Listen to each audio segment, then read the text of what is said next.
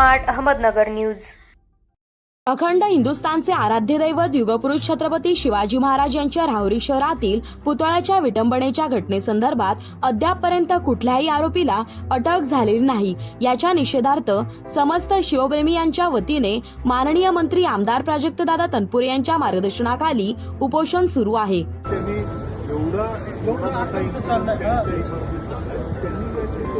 त्यांनी काही चौकशी केली पालिकेची होती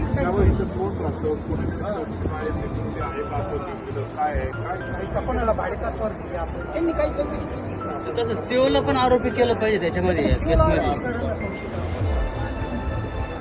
काहीतरी मार्ग काढा साहेब तुम्ही आम्ही आमचा कोणाशी बिना परवानगी घेऊन गेले नाही तुमचा उद्देश कसा असेल तर ठरवलं लागेल आम्हाला दादा आम्हाला नगरपालिकेमध्ये मोठं षडयंत्र केलं गेलं। याच्यामध्ये काहीतरी फायदा उद्देश होता, याच्यामध्ये दंगल पेटली पाहिजे आणि काय काय त्यांना करायचं होतं, पण यांनी या आरामखोरांनी आमच्या छत्रपती शिवाजी महाराजांचा त्यांनी भांडवल नसं करायला पाहिजे माझं म्हणणं आहे।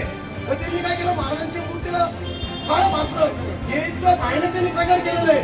सगळ्यात पहिले आम्ही वंचित बहुजन आघाडीच्या वतीने व मुस्लिम समाजाच्या वतीने त्याचं निषेध करतो, आम्ही निवेदन पण देऊन आलेलो आहे।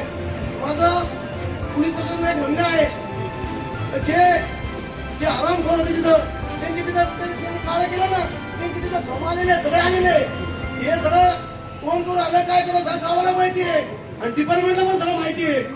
उडून कलरचे त्यांनी काळ्या कलरचे कोणते कलरचे दुकान